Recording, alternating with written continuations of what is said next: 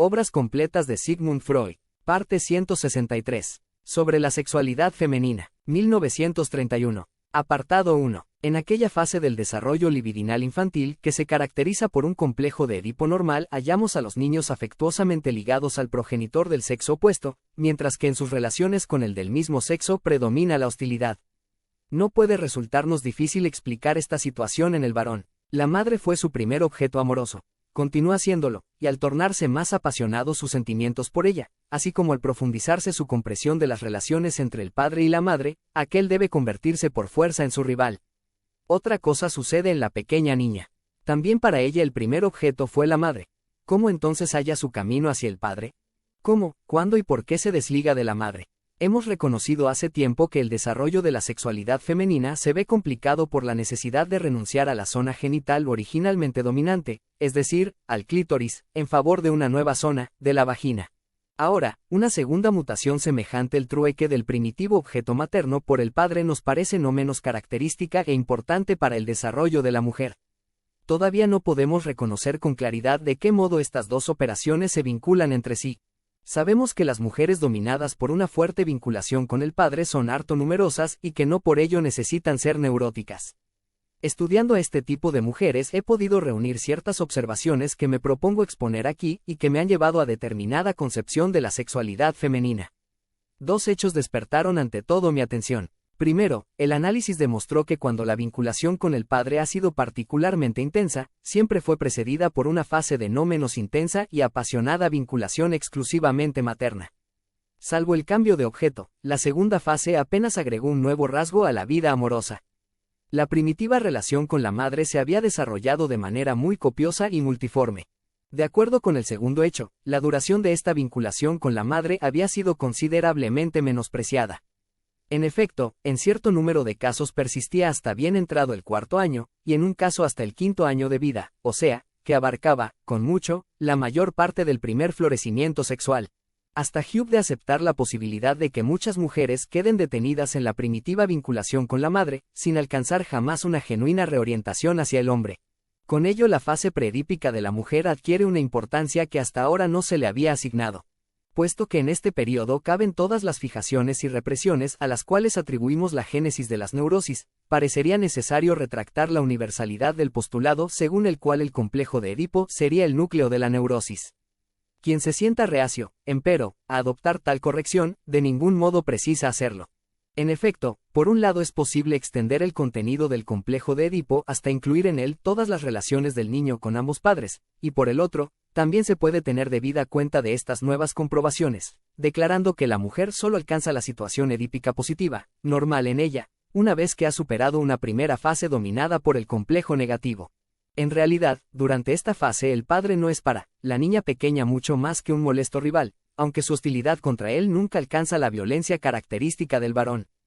Después de todo, hace ya tiempo que hemos renunciado a toda esperanza de hallar un paralelismo puro y simple entre el desarrollo sexual masculino y el femenino. Nuestro reconocimiento de esta fase previa preedípica en el desarrollo de la niña pequeña es para nosotros una sorpresa, análoga a la que en otro campo representó el descubrimiento de la cultura minoico-miceniana tras la cultura griega. Todo lo relacionado con esta primera vinculación materna me pareció siempre tan difícil de captar en el análisis, tan nebuloso y perdido en las tinieblas del pasado, tan difícil de revivir, como si hubiese sido víctima de una represión particularmente inexorable. Esta impresión mía probablemente obedeciera, empero, a que las mujeres que se analizaron conmigo pudieron, precisamente por ello, aferrarse a la misma vinculación paterna en la que otrora se refugiaron al escapar de la fase previa en cuestión. Parecería, en efecto, que las analistas como Jean Lampold de Groot y Helen Deutsch, por ser del sexo femenino, pudieron captar estos hechos más fácil y claramente, porque contaban con la ventaja de representar sustitutos maternos más adecuados en la situación transferencial con las pacientes sometidas a su tratamiento. Por mi parte, tampoco he logrado desentrañar totalmente ninguno de los casos en cuestión, de modo que me limitaré a exponer mis conclusiones más generales y solo daré unos pocos ejemplos de las nuevas nociones que ellos me han sugerido. Entre estas se cuentan la conjetura de que dicha fase de vinculación materna guardaría una relación particularmente íntima con la etiología de la histeria, lo que no puede resultar sorprendente si se reflexiona que ambas, la fase tanto como la neurosis en cuestión, son característicamente femeninas. Además, que en esta dependencia de la madre se halla el germen de la ulterior paranoia de la mujer. Parece, en efecto, que este germen radica en el temor sorprendente, pero invariablemente hallado de ser muerta por la madre. Es plausible conjeturar que dicha angustia corresponde a la hostilidad que la niña desarrolla contra su madre a causa de las múltiples restricciones impuestas por ésta en el curso de la educación y de los cuidados corporales, y que el mecanismo de la proyección sea facilitado por la inmadurez de la organización psíquica infantil. Apartado 2. He comenzado por anteponer los dos hechos que despertaron mi atención como algo nuevo. Primero, que la fuerte dependencia paterna en la mujer asume simplemente la herencia de una vinculación no menos poderosa a la madre, y segundo, que esta fase previa persiste durante un tiempo mucho más largo del que habíamos presumido. Ahora debo volver atrás, a fin de insertar estas nuevas conclusiones en el lugar que les corresponde dentro del cuadro ya conocido de la evolución sexual de la mujer. Al hacerlo será inevitable incurrir en algunas repeticiones. Además, la continua comparación con las condiciones reinantes en el hombre solo podrá favorecer nuestra exposición del curso que dicho desarrollo sigue en la mujer. Ante todo, es innegable que la disposición bisexual, postulada por nosotros como característica de la especie humana, es mucho más patente en la mujer que en el hombre. Este cuenta con una sola zona sexual dominante, con un solo órgano sexual, mientras que la mujer tiene dos: la vagina, órgano femenino propiamente dicho, y el clítoris, órgano análogo al pene masculino. Creemos justificado admitir que durante muchos años la vagina es virtualmente inexistente y que quizá no suministre sensaciones algunas antes de la pubertad. No obstante, en el último tiempo se multiplican las opiniones de los observadores, inclinados a aceptar que también en esos años precoces existirían pulsiones vaginales. Como quiera que sea, lo esencial de la genitalidad femenina debe girar alrededor del clítoris en la infancia. La vida sexual de la mujer se divide siempre en dos fases, la primera de las cuales es de carácter masculino, mientras que solo la segunda es específicamente femenina. Así, el desarrollo femenino comprende dicho proceso de transición de una fase a la otra, que no se halla analogía alguna en el hombre. Otra complicación se desprende del hecho de que la función del clítoris viril continúa durante la vida sexual ulterior de la mujer, en una forma muy variable, que por cierto todavía no comprendemos satisfactoriamente. No sabemos, naturalmente, cuáles son los fundamentos biológicos de estas características de la mujer, y mucho menos aún podemos asignarles ningún propósito teleológico. Paralelamente con esta primera diferencia fundamental corre otra que concierne a la elección de objeto. El primer objeto amoroso del varón es la madre, debido a que es ella la que lo alimenta y lo cuida durante la crianza. Sigue siendo su principal objeto hasta que es reemplazado por otro, esencialmente similar o derivado de ella. También en la mujer la madre debe ser el primer objeto, pues las condiciones primarias de la elección objetal son iguales en todos los niños. Al final del desarrollo de la niña, empero, es preciso que el hombre padre se haya convertido en el nuevo objeto amoroso, o sea, que, a medida que cambia de sexo, la mujer debe cambiar también el sexo del objeto. Lo que ahora hemos de estudiar son los caminos que recorre esta transformación, cuán íntegra o incompleta llega a ser y qué posibilidades evolutivas surgen en el curso de este desarrollo. Ya hemos reconocido asimismo que otra diferencia entre los sexos concierne a su relación con el complejo de Edipo. Tenemos al respecto la impresión de que todas nuestras formulaciones sobre dicho complejo únicamente pueden aplicarse, en sentido estricto, al niño del sexo masculino, y tenemos razón en rechazar el término de complejo de Electra, que tiende a destacar la analogía de la situación en ambos sexos. Solo en el niño varón existe esa fatal conjunción simultánea de amor hacia uno de los padres y de odio por rivalidad contra el otro. En el varón es entonces el descubrimiento de la posibilidad de la castración, evidenciado por la vista de los genitales femeninos, el que impone la transformación del complejo de Edipo, el que lleva a la creación del super-yo y el que inicia así todos los procesos que convergen hacia la inclusión del individuo en la comunidad cultural. Una vez internalizada la instancia paterna, formando el super-yo, queda todavía por resolver la tarea de desprender a éste de aquellas personas cuyo representante psíquico fue primitivamente. A través de tan notable curso evolutivo, el agente empleado para restringir la sexualidad infantil es precisamente aquel interés genital narcisista que se concentra en la preservación del pene. En el hombre también subsiste, como residuo de la influencia ejercida por el complejo de castración, cierta medida de menosprecio por la mujer, a la que se considera castrada. De este surge en casos extremos una inhibición de la elección objetal, que ante un reforzamiento por factores orgánicos puede llevar a la homosexualidad exclusiva. Muy distintas, en cambio, son las repercusiones del complejo de castración en la mujer. Esta reconoce el hecho de su castración, y con ello también la superioridad del hombre y su propia inferioridad, pero se rebela a sí mismo contra este desagradable estado de cosas. De tal actitud dispar parten tres caminos evolutivos. El primero conduce al apartamiento general de la sexualidad. La mujer en germen, asustada por la comparación de sí misma con el varón, se torna insatisfecha con su clítoris, renuncia a su activación fálica y con ello a su sexualidad en general, así como a buena parte de sus inclinaciones masculinas en otros sectores. Si adopta el segundo camino, se aferra en tenaz autoafirmación a la masculinidad amenazada. Conserva hasta una edad insospechada la esperanza de que, a pesar de todo, llegará a tener alguna vez un pene, convirtiéndose esta en la finalidad cardinal de su vida, al punto que la fantasía de ser realmente un hombre domina a menudo largos períodos de su existencia. También este complejo de masculinidad de la mujer puede desembocar en una elección de objeto manifiestamente homosexual. Solo una tercera evolución, bastante compleja, conduce en definitiva a la actitud femenina normal, en la que toma al padre como objeto y alcanza así la forma femenina del complejo de Edipo. Así, en la mujer dicho complejo representa el resultado final de un prolongado proceso evolutivo. La castración no lo destruye, sino que lo crea. El complejo escapa a las poderosas influencias hostiles que tienden a destruirlo en el hombre, al punto que con harta frecuencia la mujer nunca llega a superarlo. Por eso también los resultados culturales de su desintegración son más insignificantes y menos decisivos en la mujer que en el hombre. Posiblemente no estemos errados al declarar que esta diferencia de la interrelación entre los complejos de Edipo y de castración es la que plasma el carácter de la mujer como ente social. Advertimos así que la fase de exclusiva vinculación materna, que cabe calificar de preedípica, es mucho más importante en la mujer de lo que podría ser en el hombre. Múltiples manifestaciones de la vida sexual femenina que hasta ahora resultaba difícil comprender pueden ser plenamente explicadas por su reducción a dicha fase. Así, por ejemplo, hace tiempo hemos advertido que muchas mujeres eligen a su marido de acuerdo con el modelo del padre o lo colocan en el lugar de éste, pero en el matrimonio repiten con ese marido su mala relación con la madre. El marido debía heredar la relación con el padre, y en realidad asumió la vinculación con la madre. Esto se comprende fácilmente como un caso obvio de regresión. La relación materna fue la más primitiva. Sobre ella se estructuró la relación con el padre, y ahora en el matrimonio lo primitivo vuelve a emerger de la represión. En efecto, la transferencia de los lazos afectivos del objeto materno hacia el paterno constituyó el contenido esencial del desarrollo que condujo a la feminidad. Muchísimas mujeres despiertan la impresión de que todo el periodo de su madurez se halla inmerso en los conflictos con el marido, tal como su juventud estuvo dedicada a los conflictos con la madre.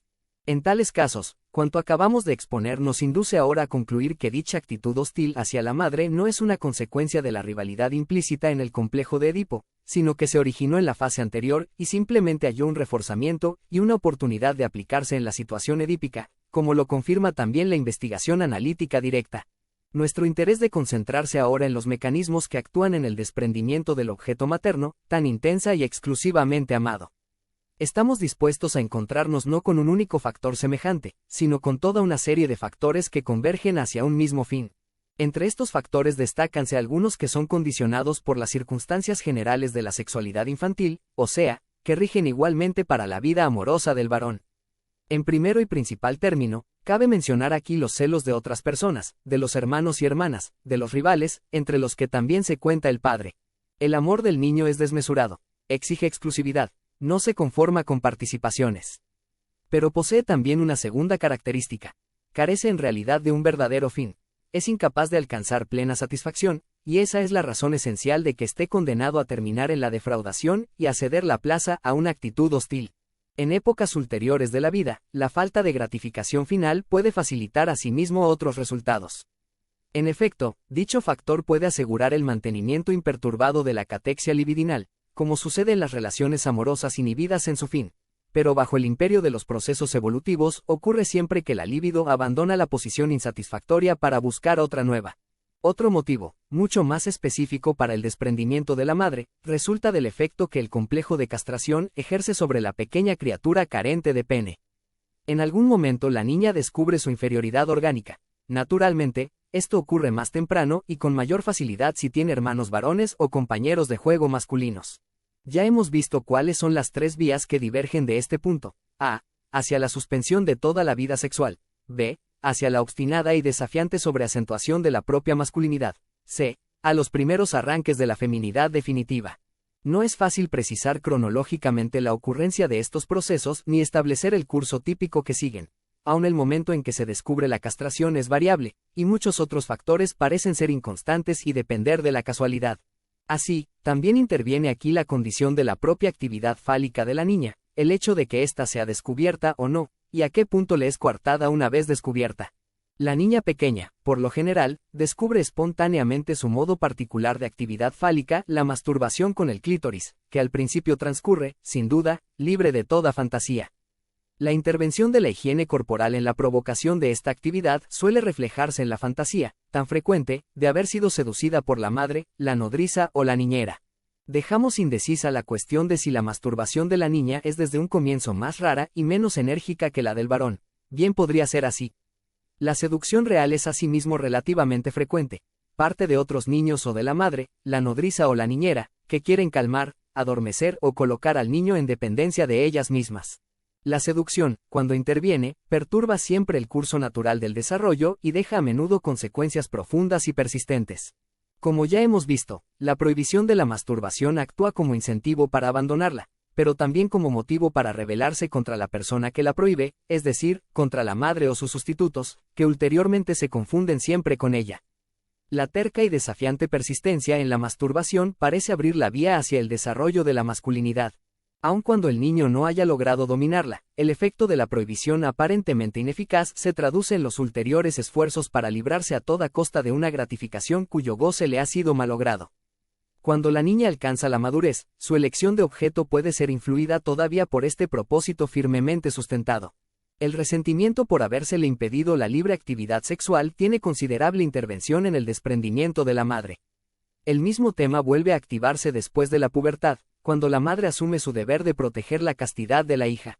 No olvidemos, naturalmente, que la madre se opone de idéntica manera a la masturbación del varón, suministrándole así también a este un poderoso motivo de rebelión. Cuando la niña pequeña descubre su propia deficiencia ante la vista de un órgano genital masculino, no acepta este ingrato reconocimiento sin vacilaciones ni resistencias.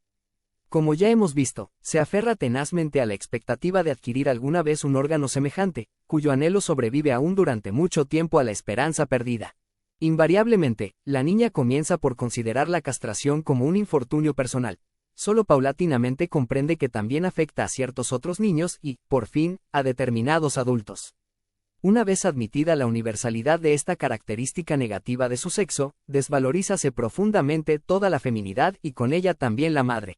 Es muy posible que la precedente descripción de las reacciones de la niña pequeña frente al impacto de la castración y a la prohibición del onanismo despierte en el lector la impresión de algo confuso y contradictorio, mas ello no es culpa exclusiva del autor. En realidad, hallar una descripción que se ajuste a todos los casos es casi imposible. En los distintos individuos encontramos las más dispares reacciones, y aun en un mismo individuo coexisten actitudes antagónicas. Al intervenir por primera vez la prohibición ya está planteado el conflicto, que desde ese momento acompañará todo el desarrollo de la función sexual. Es particularmente difícil obtener una clara visión de los hechos, debido al esfuerzo necesario para discernir los procesos psíquicos de esa fase frente a los ulteriores que se superponen a ellos y que los deforman en la memoria. Así, por ejemplo, el hecho de la castración será concebido más tarde como castigo por la actividad masturbatoria, pero su ejecución será atribuida al padre, o sea, dos nociones que no pueden haber correspondido, por cierto, a ningún hecho original. También el niño varón teme siempre la castración por parte del padre, a pesar de que en su caso, igual que en la niña, la amenaza procedió por lo general de la madre. Como quiera que sea, al final de esa primera fase de vinculación a la madre emerge, como motivo más poderoso para apartarse de ella, el reproche de no haberle dado a la niña un órgano genital completo, es decir, el de haberla traído al mundo como mujer. Un segundo reproche, que no arranca tan atrás en el tiempo, resulta un tanto sorprendente. Es el de que la madre no le ha dado a la niña suficiente leche, el de que no la amamantó bastante. En nuestras modernas condiciones culturales esto suele ser muy cierto, pero seguramente no lo es tan a menudo como se sostiene en el curso de los análisis. Parecería más bien que dicha acusación expresara la insatisfacción general de los niños que, bajo las condiciones culturales de la monogamia, son destetados al cabo de 6 a 9 meses, mientras que la madre primitiva se dedicaba exclusivamente a su hijo durante 2 a 3 años. Sucede como si nuestros hijos hubiesen quedado para siempre insatisfechos, como si nunca hubiesen sido lactados suficientemente. No estoy seguro, sin embargo, de que analizando niños que han sido amamantados tan prolongadamente como los de los pueblos primitivos, no nos encontraríamos también con idéntica queja. Tan inmensa es la codicia de la libido infantil. Aun si repasamos toda la serie de motivaciones que el análisis ha revelado para el desprendimiento de la madre que descuidó proveer a la niña con el único órgano genital adecuado, que no la nutrió suficientemente, que la obligó a compartir con otros el amor materno, que nunca llegó a cumplir todas las demandas amorosas, finalmente, que primero estimuló la propia actividad sexual de la hija para prohibirla luego, aun entonces nos parecen insuficientes para justificar la hostilidad resultante. Algunos de estos reproches son consecuencias irremediables de la índole misma de la sexualidad infantil. Otros parecen racionalizaciones adoptadas a posteriori para explicar el incomprensible cambio de los sentimientos. Lo cierto posiblemente sea que la vinculación a la madre debe por fuerza perecer, precisamente por ser la primera y la más intensa, a semejanza de lo que tan a menudo se comprueba en los primeros matrimonios de mujeres jóvenes, contraídos en medio del más apasionado enamoramiento. Tanto en este como en aquel caso, la relación amorosa probablemente fracasa al chocar con los inevitables desengaños y con la multiplicación de las ocasiones aptas para la agresión. Los segundos matrimonios resultan por lo general mucho mejores. No podemos aventurarnos a sostener que la ambivalencia de las catexias emocionales sea una ley psicológica universalmente válida, es decir, que sea en principio imposible sentir gran amor por una persona sin que se le agregue un odio quizá igualmente grande, o viceversa. Es evidente que el adulto normal logra mantener separadas estas dos actitudes y que no se siente compelido a odiar a su objeto amado y a amar a su enemigo. Esto parece ser, empero, el resultado de un desarrollo ulterior. En las primeras fases de la vida amorosa la ambivalencia es evidentemente la regla. En muchos seres este rasgo arcaico persiste durante la vida entera, y en el neurótico obsesivo lo característico es que el amor y el odio mantengan un equilibrio mutuo en todas sus relaciones objetales.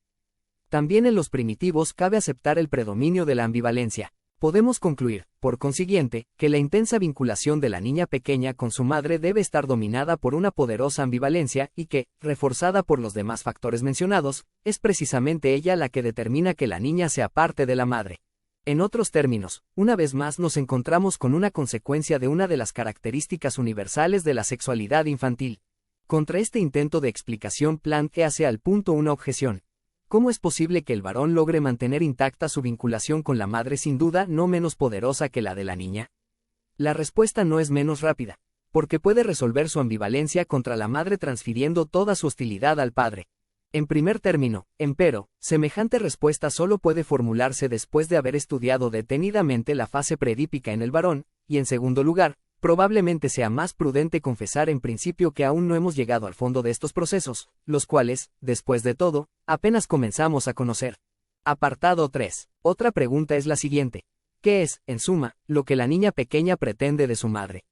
¿De qué índole son sus fines sexuales en ese periodo de exclusiva vinculación con la madre? La respuesta que nos brinda el material de observación analítico concuerda plenamente con nuestras expectativas. Los fines sexuales de la niña en relación con la madre son de índole, tanto activa como pasiva, y se hallan determinados por las fases libidinales que recorren su evolución. La relación entre la actividad y la pasividad merece aquí nuestro particular interés. En cualquier sector de la experiencia psíquica, no solo en el de la sexualidad, es dable observar que una impresión pasivamente recibida evoca en los niños la tendencia a una reacción activa. El niño trata de hacer por sí mismo lo que se acaba de hacerle a él o con él. He aquí una parte de la necesidad de dominar el mundo exterior a que se haya sometido y que aún puede llevarlo a esforzarse por repetir impresiones que a causa de su contenido desagradable tendría buenos motivos para evitar. También el juego del niño se halla al servicio de este propósito de completar una vivencia pasiva mediante una acción activa, anulándola con ello en cierta manera. Cuando, a pesar de su resistencia, el médico le abre la boca al niño para examinarle la garganta, este jugará a su vez, después de su partida, a ser el doctor, y repetirá el mismo violento procedimiento con un hermanito menor, que se hallará tan indefenso frente a él como él lo estuvo en manos del médico. No podemos dejar de reconocer aquí la rebeldía contra la pasividad y la preferencia por el papel activo. No todos los niños consiguen realizar siempre y con la misma energía este viraje de la pasividad a la actividad, que en algunos casos puede faltar por completo. De esta conducta del niño puede deducirse la fuerza relativa de las tendencias masculinas y femeninas que habrán de manifestarse en su vida sexual. Las primeras vivencias total o parcialmente sexuales del niño en relación con su madre son naturalmente de carácter pasivo. Es esta la que le amamanta, le alimenta, le limpia, le viste y le obliga a realizar todas sus funciones fisiológicas. Parte de la libido del niño se mantiene adherida a estas experiencias y goza de las satisfacciones con ellas vinculadas, mientras que otra parte intenta su conversión en actividad. Primero, el proceso de ser amamantado por el pecho materno es sustituido por la succión activa.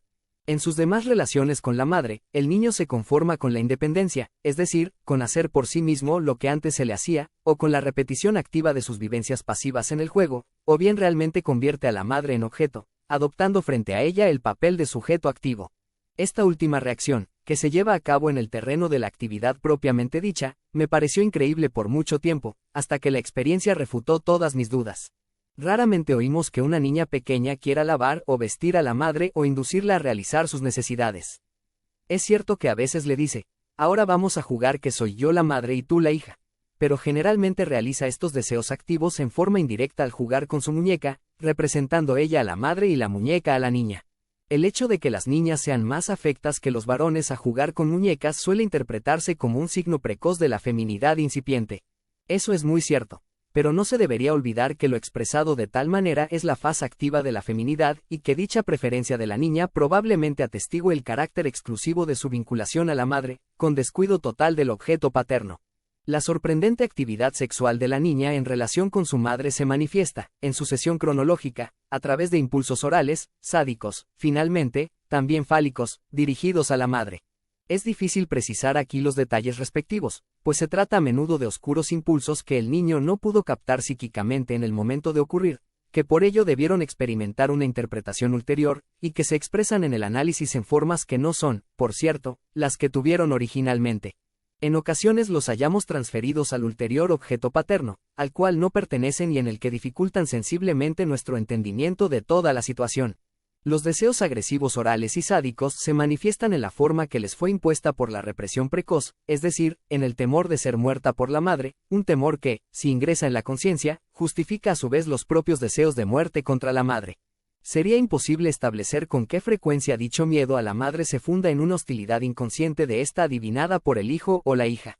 Las mujeres caracterizadas por una poderosa vinculación con la madre, en cuyos análisis he podido estudiar la fase predípica, siempre me narraron que al aplicarles la madre enemas e irrigaciones intestinales, solían oponerle la mayor resistencia, reaccionando con miedo y con aullidos de rabia. Probablemente esta sea una actitud muy habitual o aún invariable en todos los niños. Solo llegué a comprender las razones de tal rebeldía particularmente violenta a través de un comentario de Ruth McBrunswick, que estudiaba los mismos problemas simultáneamente conmigo. El acceso de furia después de un enema sería comparable al orgasmo consiguiente a una excitación genital. La angustia concomitante debería comprenderse como una transformación del deseo de agresión así animado. Creo que realmente ocurre así, y que en la fase sádico-anal la intensa excitación pasiva de la zona intestinal despierta un acceso de agresividad que se manifiesta directamente como furia o, a consecuencia de su supresión, como angustia. Esta reacción parece extinguirse gradualmente en el curso de los años ulteriores. Al considerar los impulsos pasivos de la fase fálica destaquéis el hecho de que la niña incrimina siempre a la madre como seductora, por haber percibido forzosamente sus primeras sensaciones genitales, o en todo caso las más poderosas, mientras era sometida a la limpieza o a los cuidados corporales por la madre o por las niñeras que la representaban.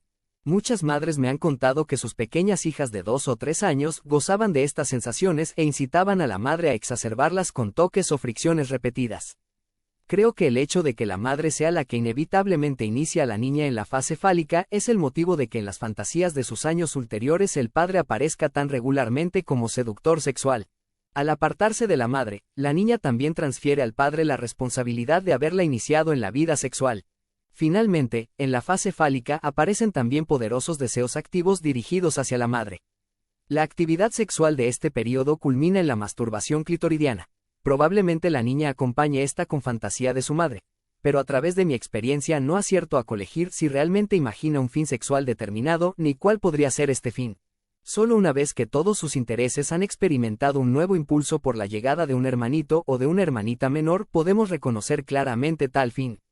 La niña pequeña, igual que el varoncito, quiere creer que es ella la que le ha hecho a la madre este nuevo niño, y su reacción ante dicho suceso, tanto como su conducta frente al recién llegado, son iguales que en el varón.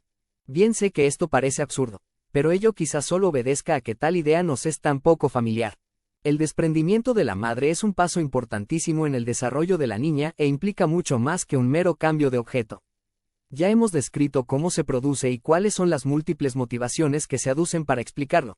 Agregaremos ahora que se observa, paralelamente con el mismo, una notable disminución de los impulsos sexuales activos y una acentuación de los pasivos. Es cierto que los impulsos activos han sido más afectados por la frustración, pues demostraron ser totalmente irrealizables y, por tanto, fueron más fácilmente abandonados por la libido. Pero tampoco las tendencias pasivas han escapado a las defraudaciones.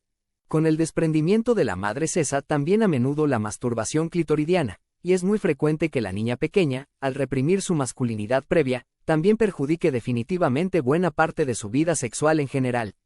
La transición al objeto paterno se lleva a cabo con ayuda de las tendencias pasivas, en la medida en que hayan escapado al aniquilamiento. El camino hacia el desarrollo de la feminidad se halla ahora abierto a la niña, salvo que haya sido impedido por los restos de la vinculación preedípica a la madre, que acaba de ser superada. Si echamos una mirada retrospectiva a las fases del desarrollo sexual femenino que hemos descrito, se nos impone determinada conclusión acerca de la feminidad en general. Hemos comprobado la actuación de las mismas fuerzas libidinales que operan en el niño del sexo masculino, y pudimos convencernos de que en uno como en otro caso siguen durante cierto periodo idénticos caminos y producen los mismos resultados. Ulteriormente, ciertos factores biológicos las apartan de sus fines primitivos y aún conducen tendencias activas, masculinas en todo sentido, hacia las vías de la feminidad. Dado que no podemos descartar el concepto de que la excitación sexual obedece a la acción de determinadas sustancias químicas, parecería obvio esperar que la bioquímica nos revele algún día dos agentes distintos, cuya presencia produciría respectivamente la excitación sexual masculina y la femenina. Pero esta esperanza no es evidentemente menos ingenua que aquella otra, felizmente superada hoy, de que sería posible aislar bajo el microscopio los distintos factores causales de la histeria, la neurosis obsesiva, la melancolía, etc. También en el quimismo de la sexualidad las cosas deben ser un tanto más complicadas. Para la psicología, sin embargo, es indiferente si en el cuerpo existe una sola sustancia estimulante sexual, o dos, o un sinnúmero de ellas. El psicoanálisis nos ha enseñado a manejarnos con una sola libido, aunque sus fines, o sea, sus modos de gratificación, puedan ser activos y pasivos. En esta antítesis, sobre todo en la existencia de impulsos libidinales con fines pasivos, radica el resto de nuestro problema. Apartado 4. Estudiando la literatura analítica sobre nuestro tema, llegase a la conclusión de que cuanto aquí hemos expuesto ya ha sido dicho en ella. Por consiguiente, no habría sido necesario publicar este trabajo, si no fuese porque un sector de la investigación que es tan difícilmente accesible, cualquier comunicación sobre las propias experiencias y las conclusiones personales, puede tener valor. Además, creo haber definido con mayor precisión y aislado más estrictamente determinados puntos. Algunos de los otros trabajos sobre el tema son un tanto confusos, debido a que consideran simultáneamente los problemas del superyo y del sentimiento de culpabilidad.